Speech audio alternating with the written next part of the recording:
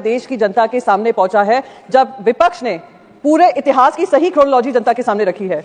मैं देशवासियों से अपील करूंगी कि इस चर्चा को ध्यान से सुने और जो व्हाट्सएप हिस्ट्री 2014 से चालू हुई है, जो मैं कहती हूं जो उससे प्रभावित हैं, जो उससे पीड़ित हैं, वो जरूर इस चर्चा को सुने, क्योंकि सही इतिहास जनता के सामने जाना बहुत जरूरी था और ये इस चर्चा के माध्यम से हुआ। मैं तो अब आपके माध्यम से सर ये भी रिक्वेस्ट करूंगी कि क्विट इंडिया मूवमेंट पे चर्चा हो, स्वतंत्रता संग्राम पे चर्चा हो, और वो सारी चर्चा जो 2014 से धूमिल करने की कोशिश की गई थी वो सारी चर्चा का विषय बने। जैसे ये जो इतिहासकार हैं व्हाट्सएप हिस्ट्री के माध्यम से व्हाट्सएप हिस्ट्री फैलाते हैं, उनका करियर का दी एंड हो सर।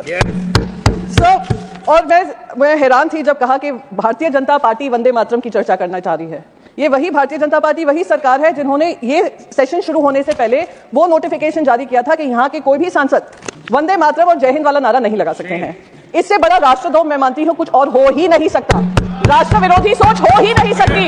इसलिए हमने मेरी पार्टी ने, मेरे पार्टी के लीडर ने, मेरे पार्टी के लीडरशिप ने चेयरमैन को लिखा था कि ये नोटिफिकेशन इमीडिएटली विड्रॉ हो। वो और नया नोटिफिकेशन नहीं था, पुराने नोटिफिकेशन था,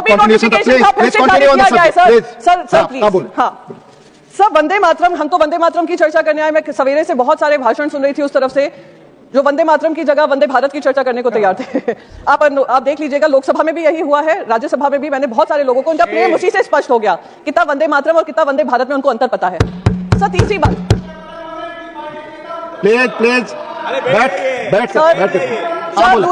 तीसरी चीज, गृह मंत्री ने ये कहा कि ये सेलिब्रेशन है, बिल्कुल सेलिब्रेशन है, पर ये भारतीय जनता पार्टी का सेलिब्रेशन नहीं था, क्योंकि उन्हीं के भाषण में उन्होंने ध्रुवीकरण की बात रखी, अपना पॉलिटिकल एजेंडा चलाने की बात रखी, और वही पंडित जवाहरलाल नेहरू जी को लेकर उन्होंने क्या क्या बातें नहीं रखी। कहा विभाजन तब से शुरू हुआ जब से 1937 में तीसरा और चौथा स्टैंजा हटाया गया।